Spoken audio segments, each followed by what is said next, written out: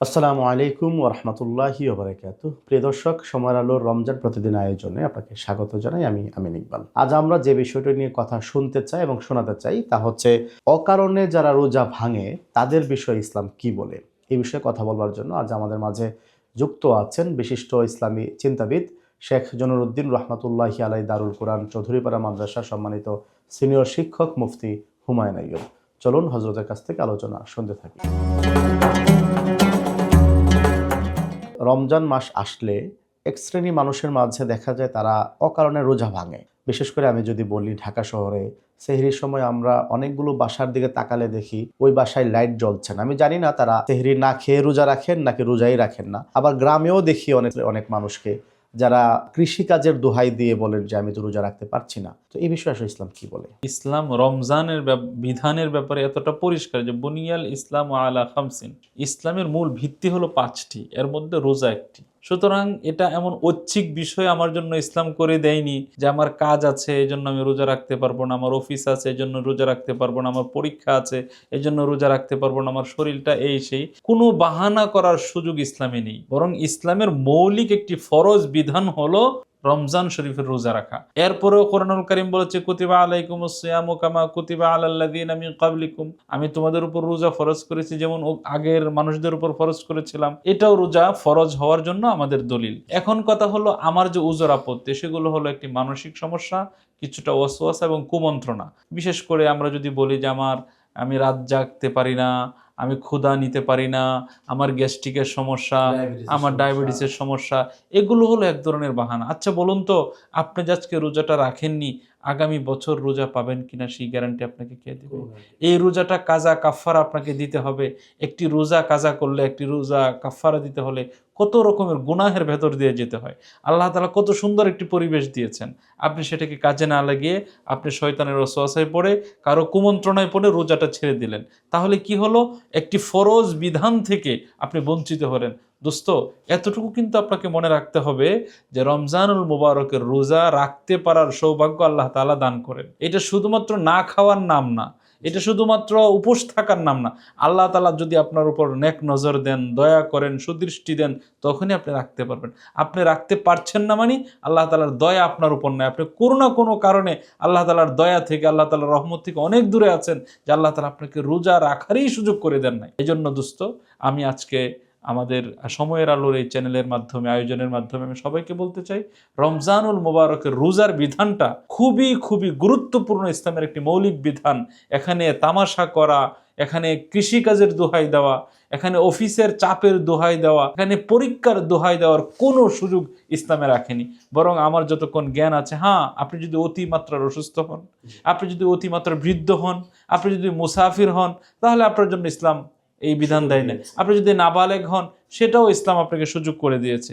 কিন্তু স্বাভাবিক সুস্থ মানুষ কোনো না কোনো নিজের থেকে কৃত্রিম কোনো সংকট তৈরি করে, কৃত্রিম কোনো সুস্থতা তৈরি করে, অথবা মানসিক কোনো প্রবলেম তৈরি করে সেটা রোজা রাখার না রাখার কোনো ইচ্ছে বা সুযোগ ইসলাম আপনাকে দেয়নি। বিশেষ করে কৃষিকাজ গ্রামে গঞ্জে যারা করেন, আপনাকে আল্লাহ তাআলা রিজিক দেওয়ার মালিক। একটি বাঘ প্রতিদিন 5 থেকে 15 কেজি হরিণের গোশত খেতে হয়। 1 কেজি হরিণের গোশতের দাম কত? একটা বাঘ তো বাজার করে না, একটা বাঘ কিন্তু কৃষিকাজ করে না, একটা বাঘ কিন্তু কোনো পেশার মধ্যে যুক্ত না। আল্লাহ তাআলা প্রতিদিন তাকে 5 থেকে 15 কেজির হরিণের গোশতের ব্যবস্থা করে দেন। তা আপনি তো আধা কেজি চাউলের ভাতও খেতে পারেন না, 80 টাকার চাউলও খেতে পারেন না। তা আপনি আল্লাহ তাআলার ফরজ বিধান বাদ দিয়ে কৃষিকাজ করবেন? ফরজ বিধান বাদ দিয়ে পরীক্ষা দিবেন? আমার পরীক্ষা, আমার বাচ্চার পরীক্ষা, আমার এই বাচ্চা পড়াশোনা করার জন্য রোজা রাখতে পারবে না। আপনার বাচ্চাকে পরীক্ষায় ভালো ফলাফল দেওয়ার মালিক আল্লাহ তাআলা, আপনার বাচ্চাকে সুস্থ রাখার মালিক আল্লাহ তাআলা। আমরা তো দেখি মুমিন বান্দা যারা, তারা বরং পরীক্ষা আসলে রোজা বাড়িয়ে রাখে, মানে রোজা রাখার চেষ্টা করে, নফল রোজাও রাখতে চায়। এই জন্যই এখানে মৌলিক যে কথাটা, এটা আল্লাহ তাআলা আমার উপর ফরজ করে দিয়েছেন, এটাকে ঐচ্ছিক ভাবার কোনো সুযোগ ইসলাম আমাকে দেয়নি। বরং রমজানুল মুবারকে কেউ যদি একটি ফরজ ইবাদত করে, তাহলে তাকে 70টি ফরজ ইবাদতের নেকি দেওয়া হয়। একটি রোজা রাখলে 70টি রোজার সওয়াব আল্লাহ তাআলা দান করেন।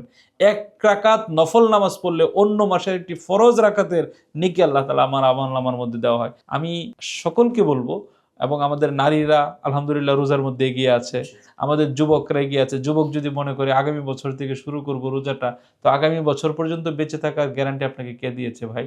আপনি আগামী বছর কিভাবে বাঁচবেন? আগামী বছর আপনাকে কে বলছে যে আগামী রোজা পর্যন্ত আপনার হায়াত লেখা আছে?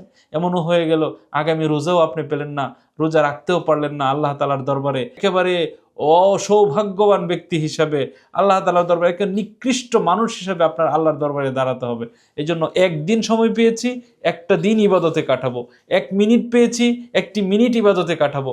রমজানুল মুবারককে গনিমত মনে করে, ইবাদত কামায়ের বসন্তকাল মনে করে আমরা এটাকে কাজে লাগাবো। যারা ইচ্ছে করে রোজা ভাঙে তাদের তো শাস্তিও ভয়াবহ, বিশেষ করে 60 দিন টানা টানা রোজা রাখতে হয়। কেউ যদি 5টা রোজা ভাঙে তাহলে তার কতগুলো রোজা রাখতে হবে, এবং সেখানে মাঝখানে একদিন যদি ভেঙে ফেলে এই 60 দিনের মাঝে, তাহলে আবার শুরু থেকে শুরু করতে হবে। আমরা উৎসাহিত করতে চাই ভাই, সামান্য একটু বিড়ির নিশায় একটা রোজা ভাঙবেন না। সামান্য একটু নিজের যে আজকে দুপুরে খেলাম না, রাতে খাইনি, অলসতা বশত অ্যালার্ম দিলাম না, এই জন্য নানান কারণে শয়তান তো আমাকে রাখবেই বঞ্চিত করার জন্য। শয়তান আমাকে চাইবে আমি আল্লাহ তাআলা থেকে দূরে থাকি, আমি আল্লাহ থেকে যেন দূরে না থাকি। রমজান যেন আমি আল্লাহর বন্ধুত্ব তৈরি হয়, আল্লাহর সঙ্গে যেন আমার প্রেমময় সম্পর্ক তৈরি হয়। আল্লাহ পাক যেন আমাদের ঘরে বাইরে প্রত্যেকটা মানুষের অন্তরে অন্তরে রমজানের ভালোবাসা এবং শ্রদ্ধা জাগিয়ে তোলে। প্রিয় দর্শক, আমরা এতক্ষণ শুনছিলাম গুরুত্বপূর্ণ টপিকে আলোচনা। আশা করি আমরা যারা রোজা অযথাই ভাঙ্গার চিন্তা করি বা আমাদের ভাঙ্গার প্রবণতা আছে, আমরা অন্তত আজকে থেকে প্রতিজ্ঞা করব যে আমি আর কখনোই ফরজ রোজা ভাঙবো না এবং ফরজ রোজা ছাড়বো না। আল্লাহ পাক রব্বুল আলামিন আমাদের সবাইকে কবুল করে নিক, আমিন। আসসালামু আলাইকুম ওয়া রাহমাতুল্লাহি ওয়া বারাকাতুহু।